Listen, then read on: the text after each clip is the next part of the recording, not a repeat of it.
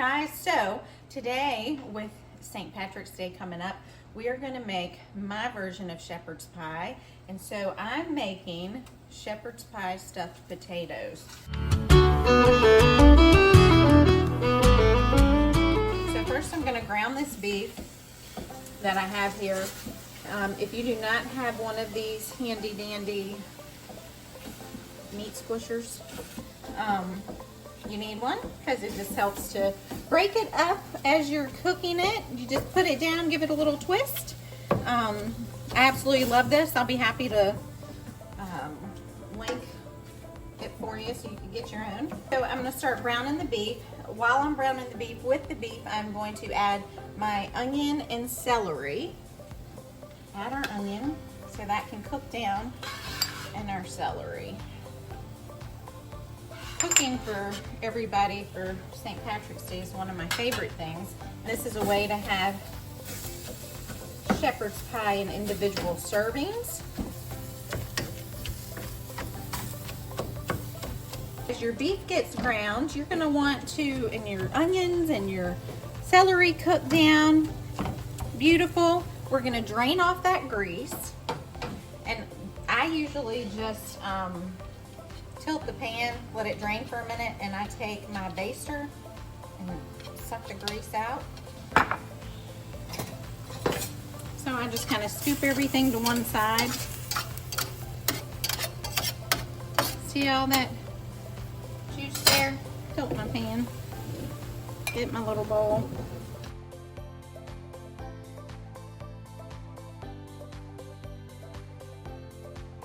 Now that we've got that going, we're going to go ahead and add our carrots and let those cook just a little bit. I don't cook those with the burger because I don't want them soft and mushy. I want them to still have texture when we're eating them. So I'm going to go ahead and add the carrots. Get those worked in there.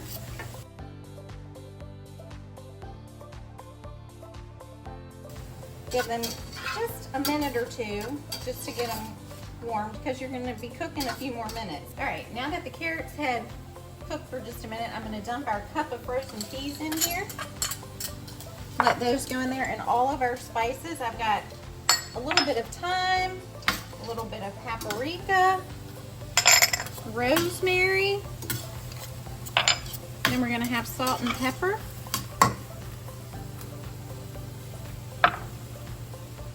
And everything's between half a teaspoon and a full teaspoon. Mix all that in really well. And then I've got about 2 tablespoons of flour that we're going to put in here because we want this to thicken a little bit.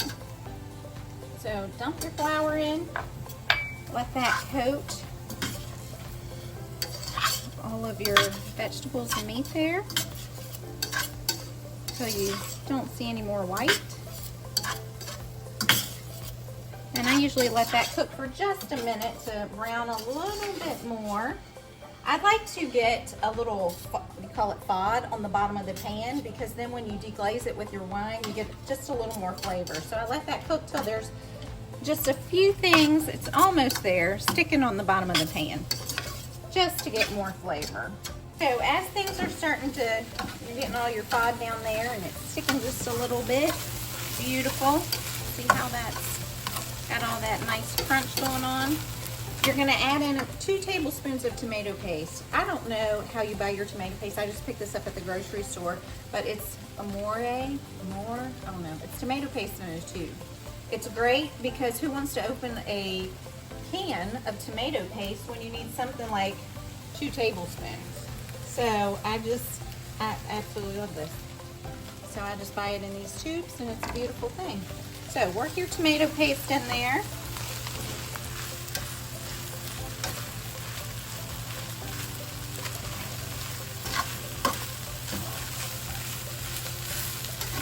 We're ready. Oh, it smells so good.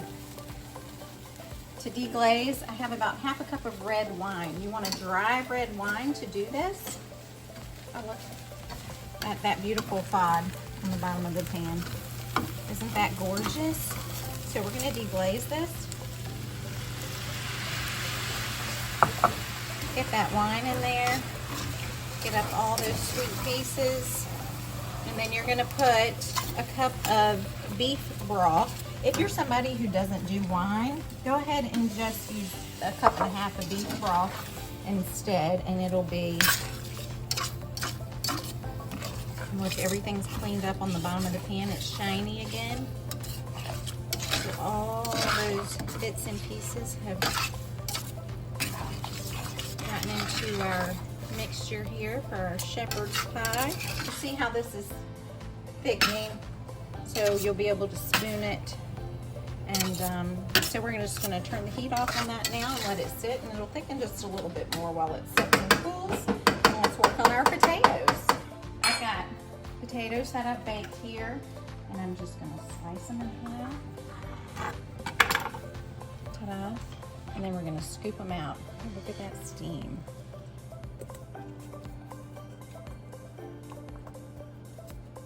So with the skins, I'm gonna pop those on a sheet tray and put them back in the oven because I want them to crisp up a little bit.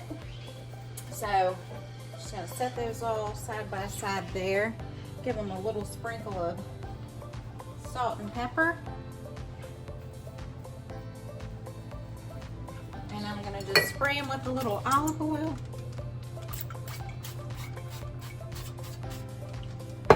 Toss those back in the oven while I fix the top. We've got the baked potatoes here. We're gonna add some butter, milk, and a little bit of sour cream.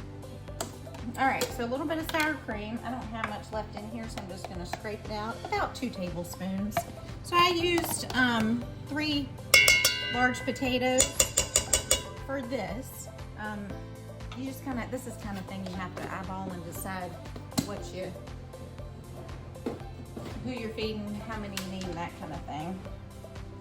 About a 1/4 cup of butter. Get that in there. I'm just gonna toss that so that the butter starts melting. And while that's there, add a little bit of salt, a little bit of pepper. Then we're gonna mix it with a hand mixer. We're gonna mix this, add a little milk till it's nice and creamy, and that we can put on top of our potatoes.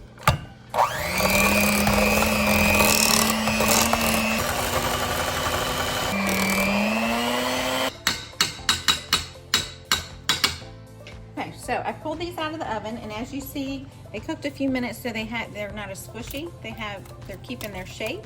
So with them keeping their shape, I'm gonna go ahead and fill the bottom of them with our beautiful shepherd's pie mixture. Okay, so once that's on there, I'm gonna put mashed potatoes on top. And I tell you what, I think I'm gonna pipe them on. So I'm gonna put my potatoes in a piping bag. Otherwise, I think I'm gonna make a terrible mess. So, I'm going to just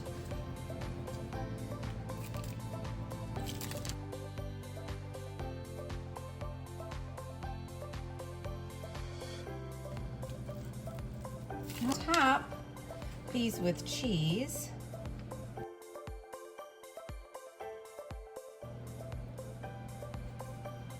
And voila.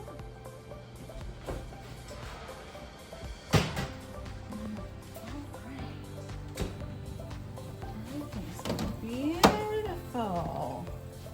Top them with a little scallion.